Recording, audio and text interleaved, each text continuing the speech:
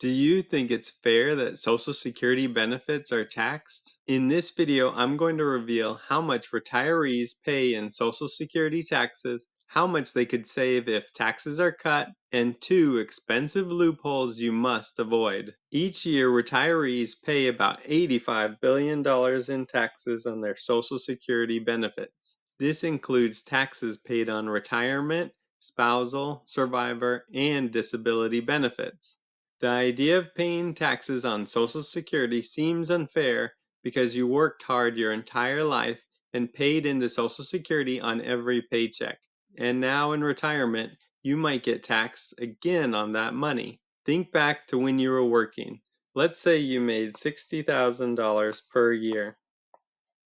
Every month, 12.4% of your paycheck went to Social Security. Half came directly out of your paycheck, and your employer paid the other 6.2%. That means $7,440 of taxes went to Social Security every year. Then, when you retire, up to 85% of your Social Security benefits can be taxed depending on your income in retirement.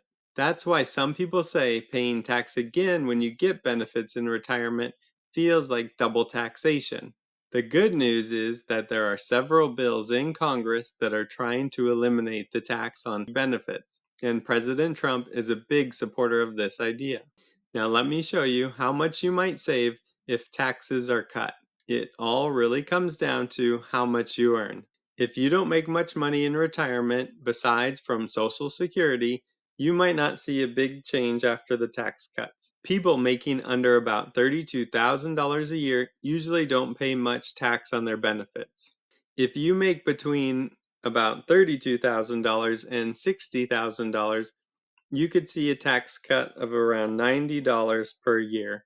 If we look at all retirees, the average household would save around $550 on taxes. I think the most surprising part is that people making $5 million or more would see the biggest tax cut. They would pay around $2,500 less each year in taxes. Now, here's how the IRS figures out how much of your Social Security benefits to tax. They use these things called provisional income thresholds. I will explain more about this later, but basically it depends on how much total income you have, not just Social Security, but everything else combined. If you're single and your provisional income is under $25,000, you probably won't pay tax on your Social Security benefits. Between $25,000 and $34,000, up to half of your Social Security benefits could be taxed. And if you make over $34,000, up to 85% of your Social Security benefits might be taxed. If you're married and file together, the numbers are a little higher. If you're under $32,000, you'll still probably pay no tax. Between $32,000 and $44,000, up to 50% of your benefits could be taxed. And over $44,000, up to 85% of your benefits could be taxed. Okay, now let me show you why some people are upset about these taxes. These income limits were set way back in 1983, and a lot has changed since then, so they haven't really kept up with inflation. Just think about how much more expensive everything is now compared to the 80s. If these limits were adjusted for inflation, they would look very different. For single people, you wouldn't get taxed on your Social Security unless you made over $80,000. And for married couples, it would be well over $100,000 per year. This means a lot more people are paying taxes on their Social Security now than was probably intended way back when these rules were made.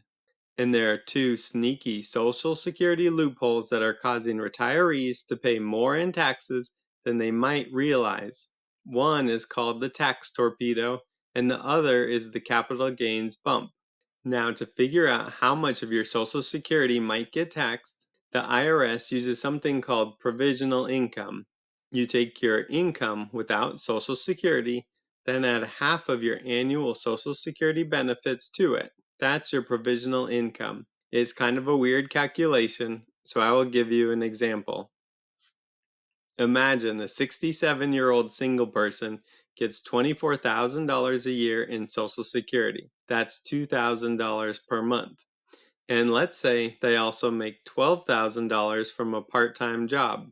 We add half of their Social Security, which is $12,000, to their other income of $12,000, and that's $24,000 of provisional income. Since the combined income is under the $25,000 threshold, their Social Security benefits might not be taxable.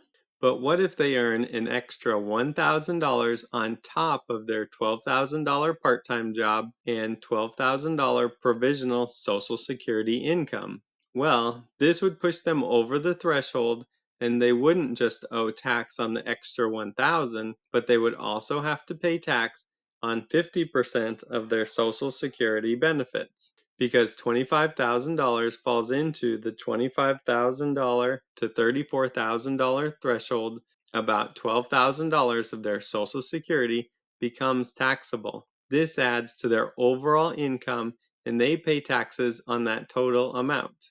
So if you go over the limits because you earn a little extra from a part-time job, that's when the torpedo hits. So the tax on Social Security benefits is what makes the tax torpedo so painful. It's not just your extra income getting taxed, it's the way the Social Security tax rules kick in because of that extra income. The effect of taxing Social Security in the first place is the problem. Now, what if that same person earned an extra $15,000 from cashing out part of their 401k, but everything else is the same? That's when the capital gains bump loophole kicks in. This one sounds complicated, but it's actually pretty simple. When you sell things for a profit, that's called capital gains. It's like selling a house or stocks in your 401k and making money on the sale. Sometimes you don't have to pay tax on those profits, which is good. However, the tax rate you pay on these profits depends on your total income, and your taxable Social Security benefits count as part of your total income. So if you earned $12,000 in provisional Social Security income, $12,000 from a part-time job, and $15,000 from selling stocks, it could put you into the next threshold where you would be taxed on 85% of your Social Security income. But then your taxable Social Security income would push your total income into the range where your capital gains becomes taxable also. Basically, these tax problems are created because Social Security benefits are taxed in the first place. So if Social Security wasn't taxed, these problems would be much smaller, or they might not exist at all. Okay, so this example was for someone at full retirement age, but what if you want to work while collecting Social Security before age 67? Well, before you pick up a part-time job in retirement, you should watch this video next, which explains the new rules you must follow to avoid losing your benefits completely.